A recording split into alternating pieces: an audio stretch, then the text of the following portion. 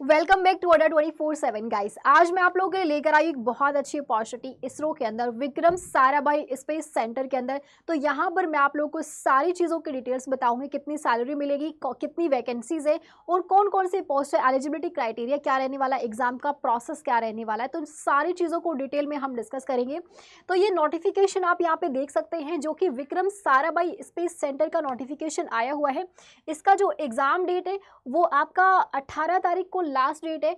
18 तारीख 6 यानी कि 18/6 को लास्ट डेट है और 4 तारीख उसकी फॉर्म फिलिंग स्टार्ट हुई थी। अगर अभी तक आप लोगों ने फॉर्म फिल नहीं किया है और आप इस वीडियो को देख रहे हैं 18 तारीख से पहले, तो आप इसका फॉर्म फिल ज़रूर कर लीजिएगा। और जिसने फॉर्म फिल कर लिया है तो उसको आगे की डिटेल्स ज़रूर पता होनी चाहिए।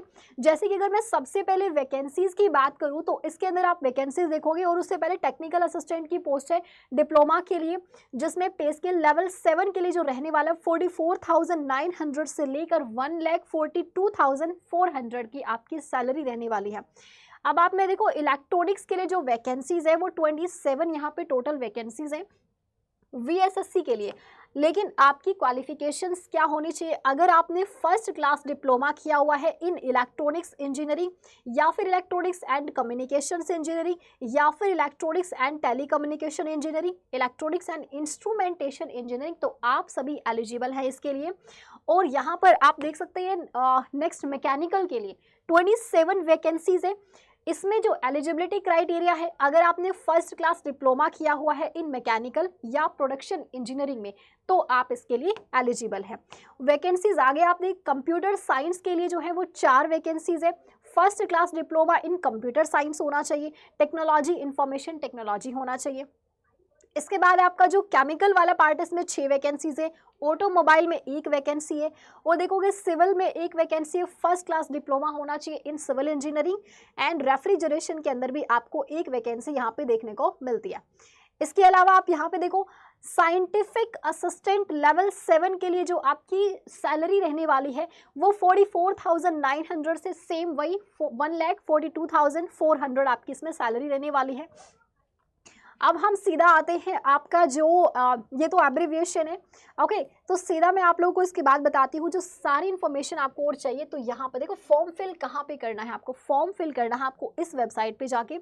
इस पे जा करके आपको क्या करना है, पहले सबसे पहले इसकी वेबसाइट पर विजिट करना है। यहाँ पर आपको फॉर्म मिल जाएगा, उसको फिल कर दीजिएगा। नेक्स्ट हम यहाँ पे जनरल कंडीशंस की बात करें तो यहाँ पे देखो क्या दिया हुआ है, यहाँ पे दिया हुआ है आपकी जो ये पोस्ट है ना, technical assistant, scientific assistant and library assistant ए, आपको पर मंथ जो पे मिलेगा इसके लिए वो है 78,000 पर मंथ। इसमें आपका जो अलाउंसेस वगैरह होते हैं, जो अदर बेनिफिट्स मिलते हैं, वो सारे इसके अंदर आपके इंक्लूड है। एज लिमिट होनी चाहिए 18 से 35 साल की एज लिमिट होनी चाहिए यहाँ पे। अगर आप एससी या एसटी से बिलोंग करते तो 5 साल का रिलैक्सेशन आपको मिलता है। अगर आप ओबीसी कैटेगरी से हैं तो 3 साल का रिलैक्सेशन आपको यहाँ पे मिल जाता है। इसके अलावा इसमें देखोगे आप रिटन टेस्ट होता है आपका, एक जो सिलेक्शन प्रोसेस है। सिलेक्शन प्रोसेस में क्या है, सिलेक्शन प्रोसेस में आपका एक रिटन टेस्ट होगा जिसमें 80 मल्टीपल चॉइस क्वेश्चंस मिलेंगे। The syllabus for written test shall be curriculum based, okay.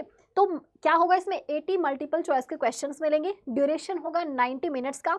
1 mark will be awarded for each correct answer.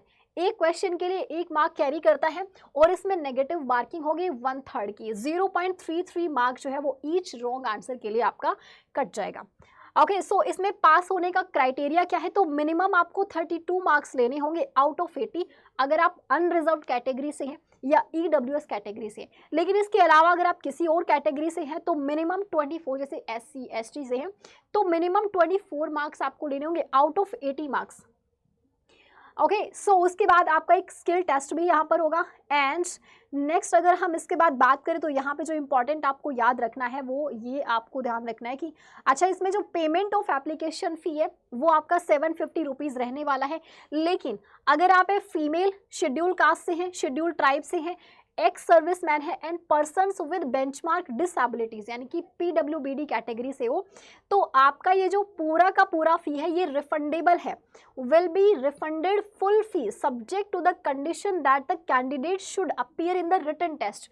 अगर आप रिटन टेस्ट के लिए अपीयर होते हैं तो ये सारा जो पैसा है, मतलब इसमें से 500 जो है वो आपको रिफंडेबल होता है। अगर आप SC या ST कैंडिडेट हैं तो साथ में आपके पास SC और ST का सर्टिफिकेट भी होना चाहिए, वो भी आपको इसके अंदर मेंशन करना है। एक्स सर्विसमैन कैंडिडेट है तो आपको सर्टिफिकेट इसका मेंशन करना, PWBD कैटेगरी से है तो इसका भी सर्टिफिकेट आपके पास में होना चाहिए। तो ये सारी चीज़ें हो गई। यहाँ पर रिटन टेस्ट के लिए आपके पास में जो सेंटर्स है, जो सिटीज़ जहाँ पर आपका सेंटर आ सकता है, वो ये सिटीज़ हो गए। फॉर्म फिल करते टाइम हर एक चीज़ का बहुत आपको यहाँ पे ध्यान रखना होगा। ओके, सो ये था आपका। लेकिन एक और चीज़, अभी एग्ज़ाम इसका कब होने वाला है तो इसका भी टेंटेटिव डेट नहीं आई है। इसकी जो टेंटेटिव डेट आएगी तो सबसे पहले आपको यहाँ से इन्फॉर्म कर दिया जाएगा। प्लस अगर आपको इस एग्जाम के रिगार्डिंग सिलेबस की डिटेल्ड वीडियो चाहिए तो नेक्स्ट वीडियो के लिए वेट कीजिए और चैनल को सब्सक्राइब कीजिए। जब भी कोई नई अपॉर्चुनिटी आएगी तो आपके लिए इस चैनल पर सबसे पहले वीडियो आप लोगों को मिल जाएगी। सो चैनल को सब्सक्राइब करना मत भूलिएगा। Wish you all the best.